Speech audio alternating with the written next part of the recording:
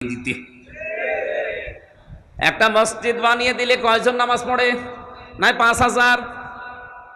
অথচ একটা রাস্তা, একটা ব্রিজ, একটা কালভার্ট বানিয়ে দিলে লক্ষ লক্ষ মানুষ ওই রাস্তা দিয়ে, ওই ব্রিজ দিয়ে হাঁটে। কথা বলেন না কেন?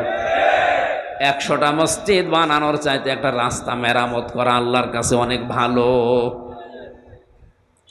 অথচ অনেক মানুষ ইসলাম না বুঝে রাস্তার টাকা, ব্রিজের টাকা, কালভার্টের টাকা আত্মসাৎ করে ওইটা দিয়ে মসজিদের টাইলস লাগিয়ে দেয়। বাড়ির ভেতরে প্রবেশ করালেন মেয়েটাকে, কিছুক্ষণ পরে আওয়াজ এলো, খলিফাতুল মুসলিমিন, আপনার বন্ধুকে সুসংবাদ দেন, তার একটা পুত্র সন্তান হয়েছে, ছেলেটাও ভালো আছে, মাও ভালো আছে। হযরত ওমর বলেন আলহামদুলিল্লাহ। যার ছেলে এসে বলছে ইন্না লিল্লাহ,